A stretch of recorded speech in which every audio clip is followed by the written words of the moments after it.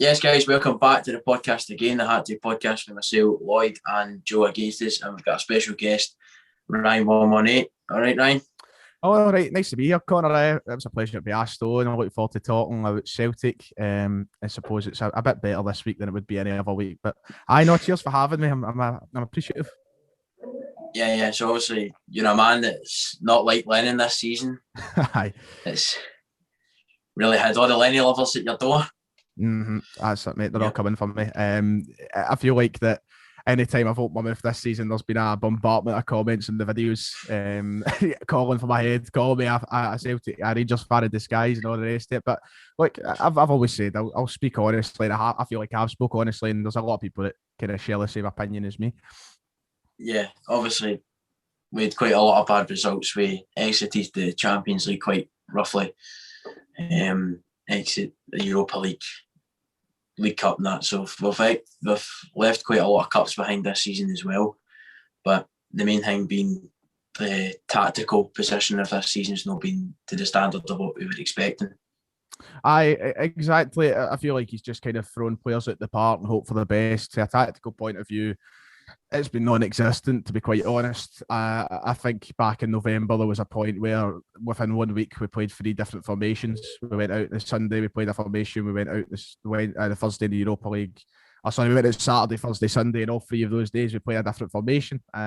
So now with Kennedy in charge, I'm hoping that we bring back some sort of tactical familiarity with the team, and just something that makes us actually look like a footballing team, because this season we haven't. We've been relying on individual brilliance.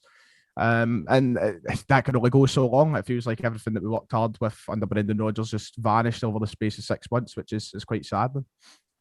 Yeah, obviously he said we were looking for the player individuals, but this season one player that stood out for everybody has to be young David Turnbull. I mean, what a talent.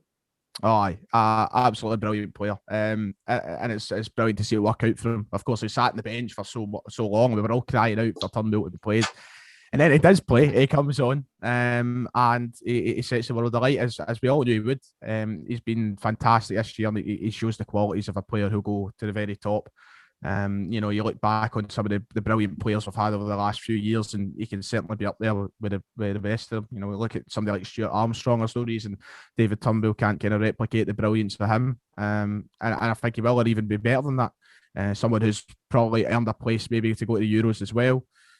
He's just been fantastic this year, and in a season full of negatives, he's kind of been a shining light of positivity for us. We've had something to actually smile about. Yeah, I would like to put something in there. I feel another name that should be put up there. Sorrow. Aye. He played against Lille. He put on a good performance, and then ever since he's played, he took a brown spot in the team. He showed Brown that he is a player that should be in that starting lineup. And then the goal he scored outside the box, nobody seen that coming, did they? I know, exactly. It was a rocket, man. It was power and everything in it. And then he went off. Him and Lenny had a smile on their faces. I feel Sorrow's just a good development player that should be brought up into the Celtic squad more often. No, absolutely. I think you're spot on. You look at Kennedy now being in charge. He's got to utilise them. He's got to give players like Sorrow consistent chances, because they're going to be a massive part of this rebuild we're talking about. Mm-hmm.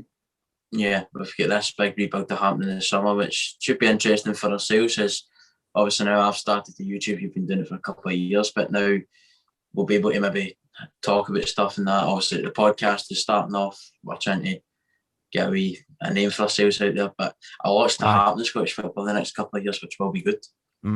Aye, the game's only going upwards here. For so long, the country has sort of been looked at in a poor light, especially, of course, down south. And I think now you look at, you've got to give, I suppose, some credit to them when you look at Rangers last night, who made it through now to the last 16 for the second year in a row. We're making strides.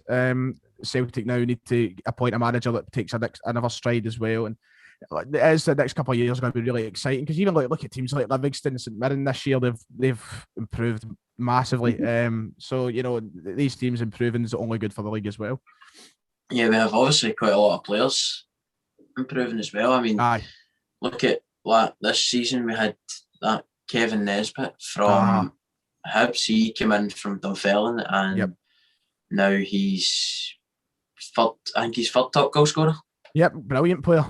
That's but somebody who's he could have went down to the Championship, English Championship, the January window within there. 6 months. Aye, I mean he's just been going from strength to strength. He tore it up at Dunfermline, started it really well at Hibs, and he's still, although he's dipped a bit, still a brilliant player. And that goes that goes even further. I know on the channel you are fans of Fraser Murray, for example, at Dunfermline. Dunfermline, a team as well as many in the Championship who are producing good young players now. And Fraser Murray is one of those players. He looks as though he's been doing a great job at Dunfermline. He'll probably have a place in that Hibs team or something in the next couple of years. Yeah. It's a really promising aspect for the country when we are now starting to see players getting chances and doing well at these teams. Yeah, obviously you're mentioning Fraser playing for Dunfermline, but the only one in your house that will be chanting his name is the big man David Buick. Oh, he's no shot of a bit, man. Oh, mate. What about you, Joe? You get into say? Oh, sorry. On you go. I'll let you go. No, it's all right. Right. So obviously this season we're 18 points behind. We've lost to St Mirren, Ross County. We've lost to Old Firms. We've watched the same bone of football for all the 30 games, to be honest. Haven't we, Ryan? Yeah, it's just been the same rubbish every week. It's just frustrating, you know. It's stuff that sends you to sleep. And I remember the most recent run, where it was we actually had a decent run of form, 5 wins in the bounce. I went and made my match reaction videos, and I still wasn't impressed, still wasn't happy. I thought that the results were poor. Not the results, or the performances were poor. The results were good, but the performances were poor. Mm-hmm. And people in the comments weren't happy with that. They were quite annoyed with it, and I was like, well, we'll see what happens when the wake up call comes. And the wake up call came against Ross County the other night, and that's what cost Neil Lenny's job. Like it has been, as you say, the same thing every week. It seems it should have been before that, because we've already lost to Ross County. We get put out Champions League. We've been hammered in European football. We've lost to St Mirren a couple of weeks ago as well. There's quite a lot, but the one big thing that for me that should have happened for Celtic that really, really just every week Neil Lennon dug that hole deeper. It went every week, but the one that made it go really deep was the whole Dubai situation. And that was shocking and appalling from everybody at that club, because surely one of the players has to step up and say, I've got a family at home, I don't really want to be travelling. But you know, at the end of the day, we went, and it didn't help us. Yeah, it's from a moral point of view, it was a shocking decision. You look at the current climate in the world, and you're like, that's probably not the best idea. And then I think obviously you go over there, and that's bad enough. The worst part about it is when we come back, you know, we've lambasted them with abuse. We get this Peter Lawwell apology, to put in the line in quotation marks, to get this apology, which really is more of a slap in the face to the fans. Then you've got Lennon out in the interview the following day or 2 days later, not apologising, and then taking the blame, even though Peter Lawwell took the blame 2 days ago. There was just a sense of no communication. Exactly, mate. It was like there was no clarity in the communication between the board, the fans, the manager, and the fans. It was like one of those ones that we just had to accept that they weren't ever going to properly face up to it, and we paid the consequences, and quite rightly so. You know, Julian came, but I'm not saying that in the sense that Julian deserved the coronavirus, but in terms of the results we got following, that was our own fault, man. But there was no need for Julian to go. That was the point. Is where it was an injured player. We had an injured player that went. Exactly. Joe, what you saying about this? Because obviously you're not a Celtic fan. You are from the other side of Glasgow, but we all know you want to sit here and chant 55, 55, this, that, and the other, but if you do that... I'll tell you one thing, right? When Jesse tells right. Usually fans in the stadium, usually would have been coasting this league. Usually would have been coasting this season. The point is we can't take it away from Rangers. It's been fantastic football all season. Gerrard's doing the job that he wanted to do. But now that Celtic are in this situation, we've been in this situation, I'm saying, for maybe 3 or 4 years with Lawwell not giving the club 100%, and now it's affected the club. Yeah.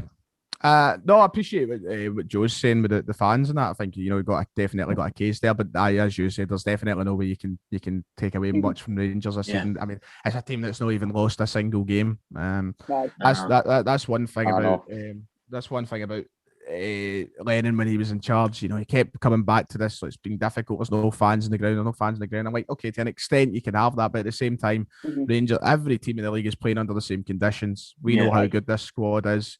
Rangers are getting on fine. That's absolutely a credit to Rangers, but it's no excuse for Lennon to use every single week. You know, it's definitely there's definitely some to some extent you can say that has affected the season. But when you're hearing it every week for poor performances, it gets tiresome and it gets inexcusable. Aye, but the big thing that Lennon keeps saying every week that must have bugged every Celtic fan and everything. Now, every time he goes, we would play the first half fine or the second half fine, but then he would come after the game and there'd be that 20 minutes where we don't play well, and he would say it was a lack of fitness. But whose job is that to get the fitness up? Who hires the coaches? Let's be honest, we probably lost one of the best coaches we've seen ever, in Damien Duff. Aye, absolutely. And we bring in Gavin Stratton. The three of us we're all trying to figure out what's on that laptop. And we know that it's not tactics because we don't see it on the park. We know it must be like a funny picture or something, or just a Twitter page or something, but solitaire. Solitaire. I know people in a wee game or something. I know. I wouldn't be surprised. Like we've all been baffled by it all season, and I love how every single week there's something on Twitter that doesn't fail to make you laugh. Like one week it'll be like what you want for the Chinese, next week it'll be a photo. It's brilliant, man. I honestly, I know it's part of the modern game. Some managers do and don't. I remember Ian Cathro a couple of years ago had his Hearts, but my God Almighty, man, it's just as you said, you're dying to know what's actually on that screen.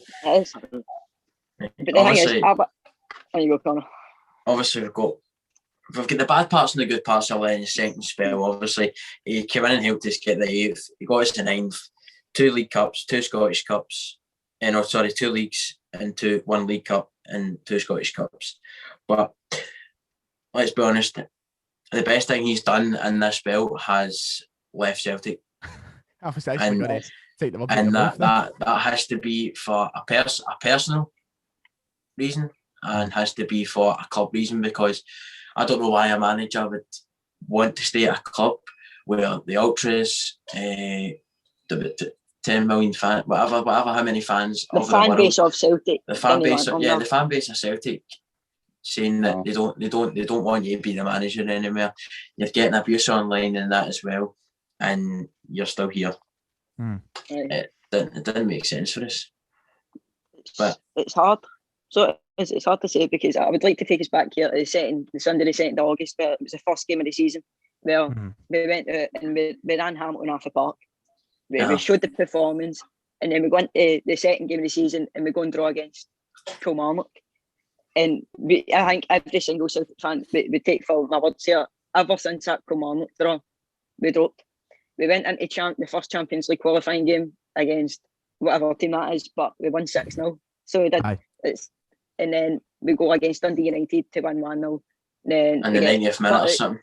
And then we get put out to Villancross in Champions League. And ever since that, I think everybody could agree with me here, ever since the exit of Champions League, we've been terrible. I would like to fast forward here into, I think it's mid into December, where we're scoring first goals into European football, take on lose 4-2 against AC Milan. Then we'd go back into the league to draw 1 each against St Johnstone. But I feel that since the league win, since we won that game, we picked ourselves up and we tried to get ourselves back in track by beating Kilmarnock 2-0.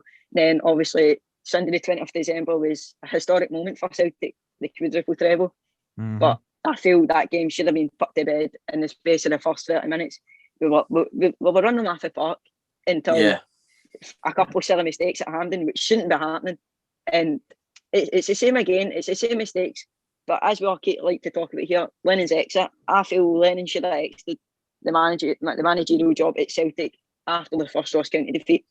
The fan base didn't want him there after that, because we realised that we left it too late. That's all we can say. We can't say anything else about it. It's just left too late. I want to know why he left it 8 games till the end of the season to leave Celtic instead of leaving, so that he can get. The people won't forget this and won't say, let's not blame Lennon, let's blame Kennedy and Strachan. It's going to be Neil Lennon's fault this season. It's Lawwell's and all, right? See everybody that says that man has been here for 17 years, right? Well, right, fantastic, right? But in European football, we haven't went far. Like he took Celtic from going into European Cup finals, getting into quarterfinals and stuff like that as well. We can't get past knockout stages. Yep. I've watched Celtic dominate Scottish football since I was a wee guy, and now I know it's sad to say, but now I'm watching. I can't remember Celtic being like this. No, I know. That isn't Celtic right now. That isn't Celtic. So Scott Brown he was out in the papers the other day saying, this isn't Celtic, this isn't us. I don't recognise it, and it was almost, and I'm sure Joe as a Rangers fan will remember it. Almost kind of resembles when James Tavernier came out last season, and the match programme against Hamilton or something. He says we're not a team that can handle the pressure or whatever it is. He said, and it was almost, we were laughing at James Tavernier at the time, and now Scott Brown 1 year on is hitting out with the same thing, and Rangers fans laughing at that, quite rightly so. And it just goes to show you how far we've fallen. And Ryan, I'll touch on a point that you made earlier and saying about the coaches, and how Neil Lennon's the one that kind of is in charge of that, has fallen. It's the same with the players, man. I know there has to be a shared responsibility, but at the same time, there's one man who's in charge of motivating these guys and training them and getting them to a standard, and it's Neil Lennon. And that's, we've seen it fall so far. You touch on where he could have been gone. There's been such a conversation of where he should have left the club, and a lot of people saying it should have been right after Ferencváros going out to Champions League once again. A lot of people saying it should have been after that first derby loss back in October. For me, there's different games to blame. There's so many games to blame. For me, it was definitely after that Prague game, but man, oh Christ almighty, the first one at Celtic Park, oh dearie me, man, that was embarrassing, that. Yeah. I feel I would like to touch on this. The lads heard me just before you came on. I sat and watched your video of who you think the next Celtic manager will be. Aye. And I totally agree with you, so I do. But I think everybody here, the rumour's been Eddie Howe. He can bring up young players and make talent out of them. Fantastic manager. Fantastic. Yes, he took Bournemouth. So he did. I feel he took Bournemouth places. So he did, and then after that, Bournemouth from League One into the Premier League, kept him up in the Premier League. Used League One players in the Premier League. I've not seen managers doing that. You think Guardiola could win the league with League One players? Oh, not a chance. No. Not a chance. It kind of is reminiscent of Brendan Rodgers almost, in the sense that, Brendan Rodgers came in. I don't know if you remember, but at the time when he came into Celtic and he was first manager, people were disregarding completely Scott Brown, for example. He was apparently finished. Callum McGregor was somebody who I don't think many Celtic fans had taken to. Kieran Tierney was yet to hit another level. There was Boyata wasn't anything great. And I mean, he never went on to be anything spectacular, but Brendan Rodgers came in, and a lot of these players who are looked at as average, or perhaps we should now move on, he made them into good players. And that's what you would get with Eddie Howe. I think you look at how he took League One and Championship players into the Premier League and made them Premier League mainstay players. Yeah. It's the same sort of feeling that you get with an appointment like that. Yeah, but if you think about it, well, it'll be me in the sideline a couple of years. That's what we need to worry about. I hope you steer us the right direction. I hope you steer us the right direction. As long as you get me to replace Jerry McCulloch on Celtic TV, I'll be happy with that. Well, Joe, obviously being the only Rangers fan here, you get away talking about your club now. Gives a wee bit of what you think this season, what's happened. It's phenomenal what's happened. Great camping. I mean, come on. We're in the last 16, right? We've been playing a phenomenal football, and he's brought in players like Kamar Roof. He's brought up Nathan Patterson, who shouldn't have been playing yesterday, but still came on. And what do you think about that, Joe?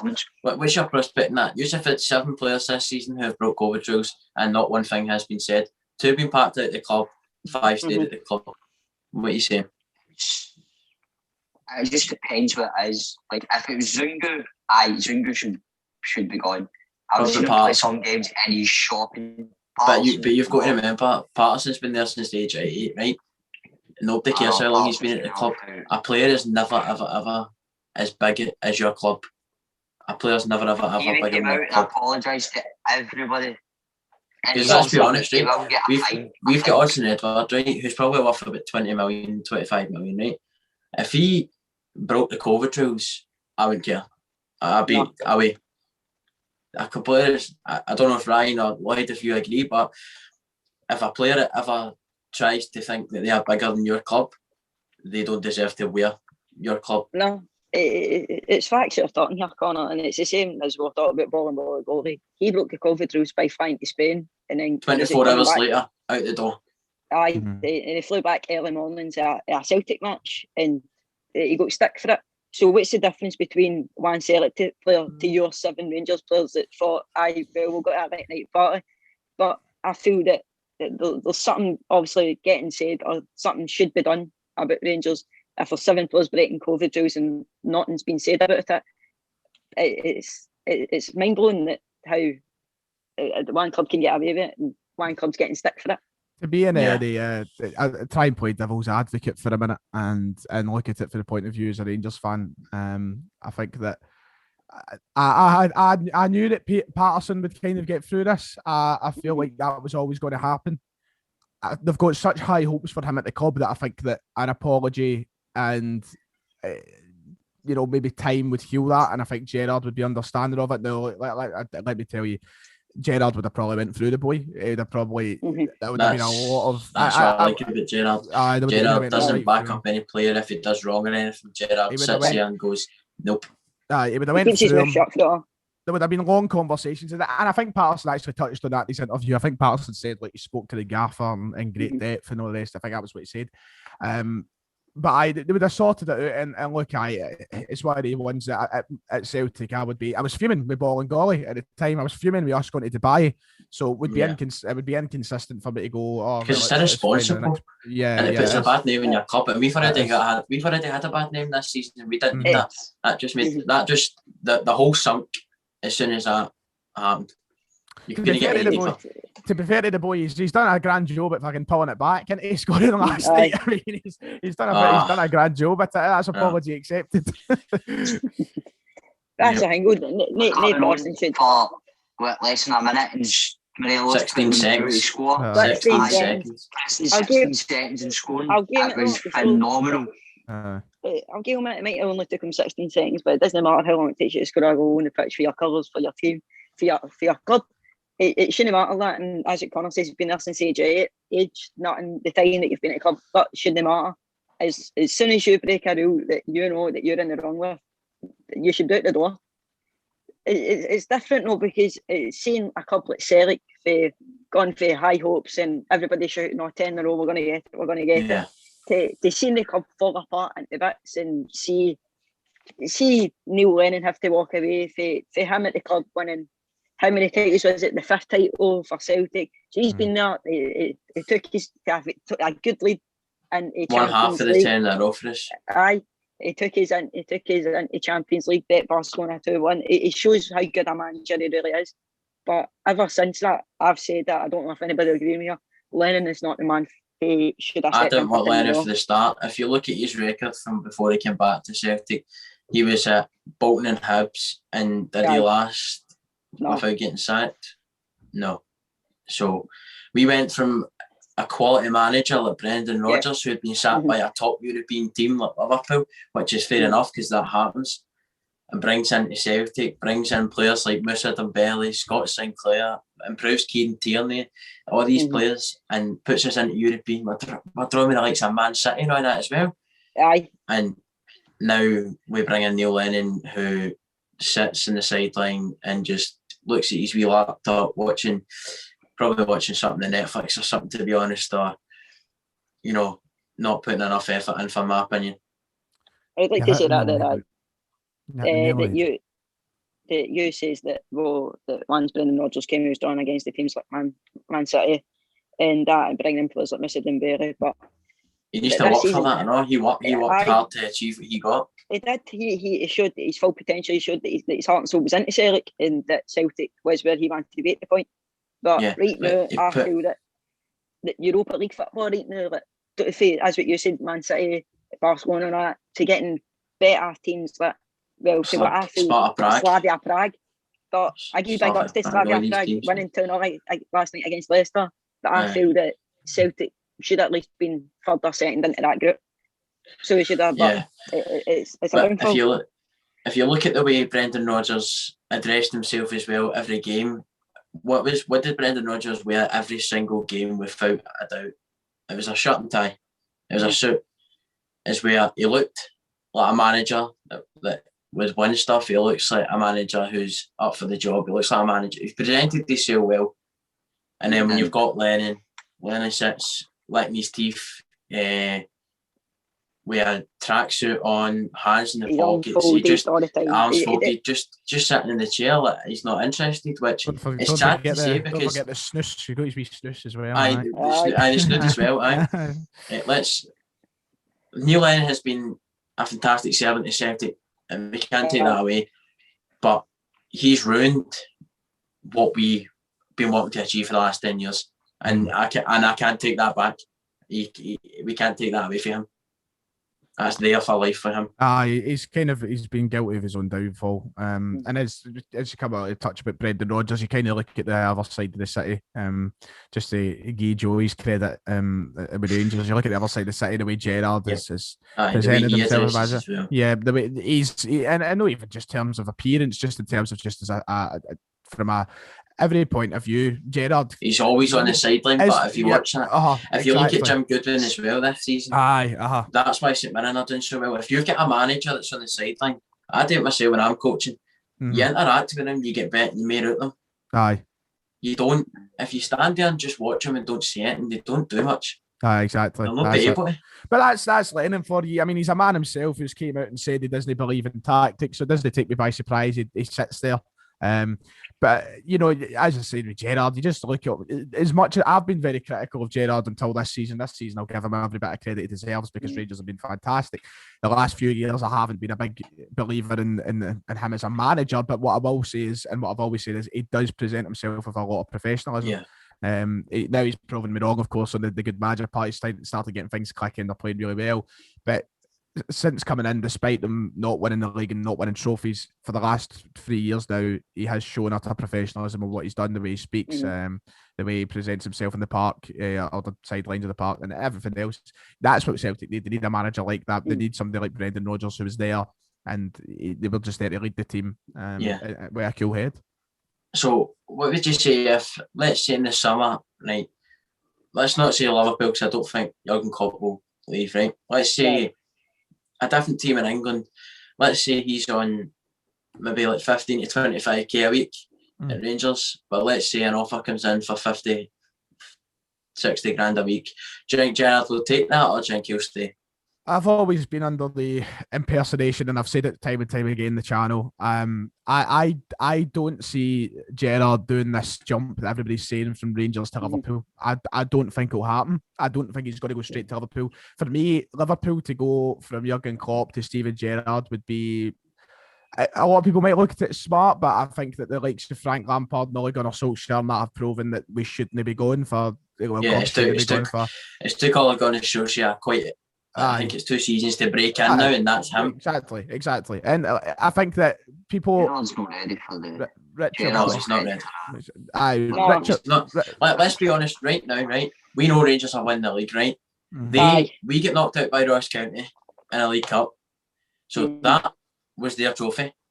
There's another one. They failed to get that. I'm not saying Rangers were poor and stuff like this, but let's say, Ryan, your cameraman. That's the one. That's it. Right. And then you've got the league, but they're fantastic playing there now, but I don't think Gerrard's ready to go and take Liverpool because they'll be expecting big things. They'll be expecting Champions League, Premier Leagues, FA Cups, and all that. As with Gerrard only expecting the Scottish League and stuff like that. There's a lot of difference. Look what he's done. He's took us to win the league to the last 16. I'm not taking that away from Europe and that as well. But if you think about it, if he goes to Liverpool with a big budget and that, right? He's had to work with players that are good in Scotland and that. Now he needs to go and find Premier League quality players. He needs to go and find players who can, Champions League quality players, who can, if they're going to Europa League, they still need to be Europa League quality. They need to be, he needs a backup players as well. Aye. And it's a lot of work to be a Liverpool manager than what it should be. Aye, on the point of what you brought up with the whole, if he gets offered 25 grand a week now, and then he gets offered 50, 60 grand a week, a lot of people, like Richard Gough, obviously Rangers legend, was in the papers the other day saying he would love to see Gerrard stay at Rangers for at least another 5 years, which I found quite baffling, because I don't think there's any chance of Gerrard staying for 5 years. I've always gave the opinion that I think people would be shocked